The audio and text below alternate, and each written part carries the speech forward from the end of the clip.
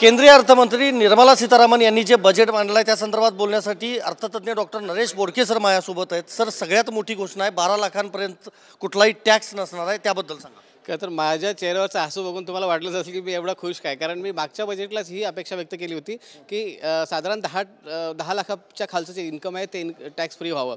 मला वाटतं ती घोषणा जी झाली आहे, महत्त्वाची घोषणा जी झाली आहे ती ह्या सगळ्या करदात्यांची अपेक्षा लक्षात घेऊनच झाली आहे आणि एकंदरीत विचार करता त्याच्यामुळे एक आनंदाचं वातावरण टॅक्स पेअरमध्ये असणार आहे। साधारणतः जो काही मिडल आणि लोअर मिडल इन्कम ग्रुप आहे त्यांना खूप मोठा रिलीफ असेल। साधारणतः 12 लाखापर्यंत 1 लाख रुपयाचा फायदा होणार आहे। म्हणजे ज्याचं इन्कम 12 लाखापर्यंत आहे त्याला साधारण 70,000 ते 1 लाख इतका त्याचा इन्कम टॅक्स वाचणार आहे। म्हणजे त्याच्याकडे एक्स्ट्राचे 1 लाख रुपये राहणार आहेत, ते मार्केटमध्ये वेगवेगळ्या स्वरूपात तुम्हाला दिसतील। त्याच्यामुळे गुंतवणूक वाढेल, त्याच्या सेव्हिंग्ज वाढू शकतात, त्याचं जो काही वस्तू आणि सेवांवरचा खर्च आहे तोही वाढेल।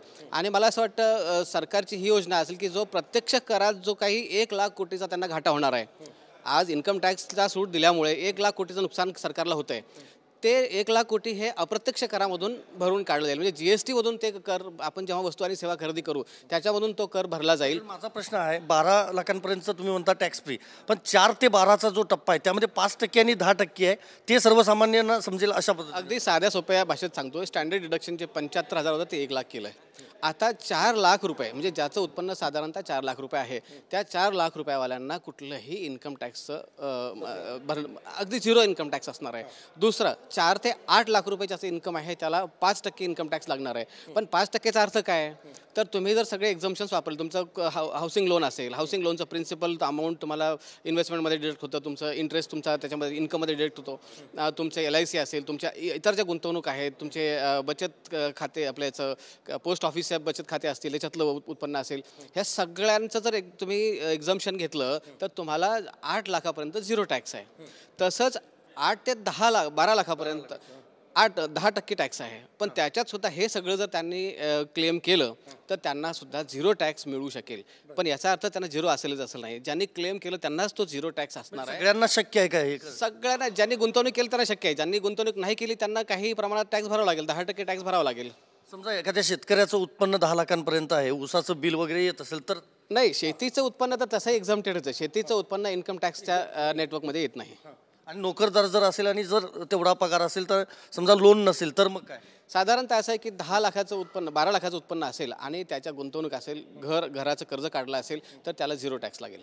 साध्या भाषेत 0 टॅक्स लागेल। आणि इतर ज्या घोषणा केल्या आहेत त्याबद्दल काय? मला असं वाटतं इतर महत्त्वाच्या गोष्टांमध्ये एक जर ब्रॉडली बघायचं असेल तर एक गोष्ट म्हणजे इन्फ्रास्ट्रक्चर।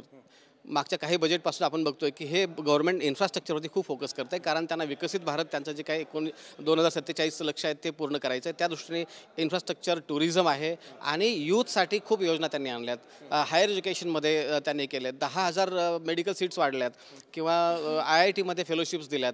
तर मला असं वाटतं यूथच्या दृष्टीने आणि रोजगार निर्मितीच्या दृष्टीने हे बजेट खूप महत्त्वाचं ठरणार आहे। शेवटचा प्रश्न, बिहार राज्याची विधानसभा निवडणूक लक्षात घेऊन तिथली घोषणा झाली, महाराष्ट्राला काय मिळालं असं वाटतं? मला असं वाटतं हा थोडा राजकीय प्रश्न आहे आणि मी राजकीय प्रश्नाचं उत्तर द्यायचं टाळतो। पण महाराष्ट्राला काय मिळालं का?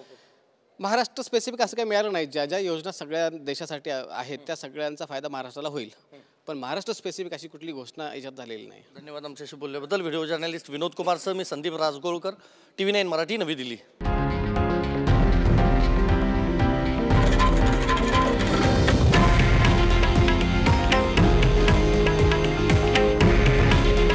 हे आहे देशातील नंबर 1 न्यूज नेटवर्क आणि आपण पाहत आहात TV9 मराठी। काळजी तुमची, हित महाराष्ट्राचं।